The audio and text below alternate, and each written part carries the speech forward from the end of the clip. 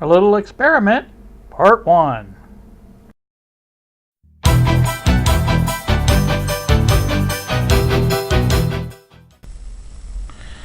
Morning YouTube, here with you at 11:44 in the morning on a Wednesday morning. I've been thinking about a lot of things. Yeah, I know I can just hear a lot of you guys saying, "Well, now he's in trouble. Now he's thinking." So, for example, I am using basically the CyberCam is what it says on it. Digital video camera. This is the Chinese little. Well, actually, at the time when I bought this, it was $25. It was cheapest video. Well, I won't say video. HD video, 720p camera I could find on YouTube or YouTube. I don't know why I say YouTube, but anyway, eBay. Anyway. And from the what the heck is he up to now department, you guys may recognize this. Some of you won't. But to the average person, this was like an old GE table model radio, and it was at one time. This is the radio that I decided to make a AM transmitter out of some time ago. Again, some of you guys may recall that little project. And since then, I have not really used it. I didn't like the way it sounded. I mean, it did work, basically, but it just didn't have the sound I was looking for. And so, I have I've been talking to Bob. That always gets me in trouble to begin with. But he and I kind of agree on this. I've had my fun with playing around with this. And did what I wanted to do to it, made the mods and all that stuff. And, I think now it's time to put this back to a radio. Yeah, I know, I'm crazy. But what the heck, I got nothing else to do. That's my biggest problem is I don't have anything to keep me busy. And I know I have other projects I could be doing. I'm not stupid. But this sort of hit when I started messing with the alignment type things, I said, man, I need another radio to align. And I have transistor radio. Transistor radios are a little harder to do. And these old tube sets are easier, I think, to mess with. And so I think I'm going to make a little project out of this and going to put this thing back as a radio again. And that will include soldering back in the IF transformers that I removed, the tube sockets I removed, and everything else that I removed or changed or whatever. And I don't think there's a speaker in here either, so I'll have to put a speaker back in it. And I think that's what I want to do. I just kind of wanted to do that. I just thought that would be kind of a neat project. So if you guys think so, you might want to follow along and stay tuned for that. Alright, we're back once more. I have a lot of the mods taken off, as you can see over here. Let's get you over here. There's the wire and the resistor and little resistor I had across the output transformer to take up the speaker slack. And just like I said, I'm just doing this a little bit of time, just sort of taking things apart that were I know I modified. I'll start there, I think. Now the volume control here, I don't think there's a lot to change around. I want to take this, obviously, this transformer off. And some of these wires are right. Correct, the switch wires are right. Now I do have to take off the diode here. And this wire, this jumper wire. So those will have to be removed. Put the tube socket back in.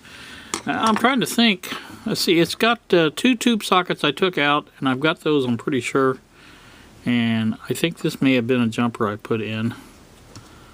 Also, I'm going to have to get the schematic out and start looking at it and just checking out. I did remove the stuff from the tuning capacitor. The what the heck was it? This here. So that's all gone now. I do need to clean that up a little bit though. I don't want to leave it like that. So, and on the bottom now, there's not a lot of changes here. You can see it's pretty obvious. There's a trace missing here. That's the wire I had coming for that resistor. It came down through there, and I just made it go around there. I'll have to put a trace back here. Not necessarily a trace, but a wire. Anything that's missing, and put those back in. And I'll try to get these tube sockets back in, and we'll go from there. First thing I want to do though is get these the diode and the jumper wire out of there. I know they don't need to be there with the tube. So I think this is going to be a fun little project. I don't know, maybe not. I don't know. Like I said, it's kind of a challenge to me to go ahead and put this back as a radio. Like I said, if I used the transmitter regularly, I wouldn't have done this, obviously. But that was just a novelty thing I wanted to do, a proof of concept, if you will, to prove to myself that it could be done. And I did it, and there's no sense in leaving a good radio, you know, like that. So the biggest part I'm going to have, problem I should say, that I'll have, I can see, is the IF cans. I think there's one went there, and maybe one there, 2 here. I can't remember exactly where they went, but there's 2 of them in there, I know that. And I'll have to find those and make sure I've got those right as far as which ones are which. I don't know that it makes a big difference, but I think it does. So, alright, let's get some more done, and I'll bring you back. Alright, back with you once again. It is now 2:05 in the afternoon. I have found a few more parts. I have the rectifier socket back in. I have one of the IFs in. This is I did a little experimenting with both of them, and this is the one. There's the other one there. But this is the one that seemed to fit better here. So I went ahead and put that back there.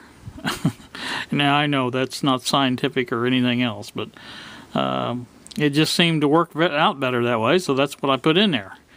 And I mean, like I said, it seemed to want to fit in that hole, and that's what it did. So this other one I'm going to have to fit in here, and I can't say that it fits. I mean, the holes were exactly the same. What I did was take the IF transformers out of the can like that. Always mindful of where they went back, you know, which direction, things like that, and tried to fit them in the best I could. And like I said, I think they're right. I don't know for sure. Obviously you can't know for sure if they're even different. I don't even know that, so you know, I try to keep them like I said. And what I'm going to do with this one is clean off the extra solder there and try again with put it back in there and go from there. Now I found my loop stick. I got the volume control all soldered back up like it was. 3 lines running over. There was only one of them had been changed, so I took off another jumper off the bottom, and this one here was cut there, and I put a new patch in that for to make that back like it was. There was a jumper running from here to here, and I just figured that was part of the part of the program, as it were. I don't have it here handy. If I show you what, yeah, here it is. But here's the jumper that I took out, so that's not. I don't think that was factory. So, but like I said, the one I'm missing right now is the second tube socket. Now I have looked through all my parts, and have not been able to find that at all. So it goes right here, and I'm assuming it looks just like these two. You have two of the black ones, I think. I'm gonna look at my video again and make sure, but I think it's just like these. I have one like this, but I know this is not it. It just would not fit in there, for one thing. It's 9 pin, these are 7 pin, so I do have another one of these extra that I bought.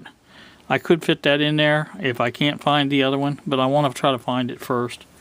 I'd like to put this thing back like it was, with the same parts, and go from there. So next thing I'm gonna do is try to fit this. Well, no, I'm gonna get the try to find that socket, because I want to get that in before I get the IF in. I think it would be easier. That's my opinion anyway, for whatever that's worth. Join me again next time when we continue this little experiment.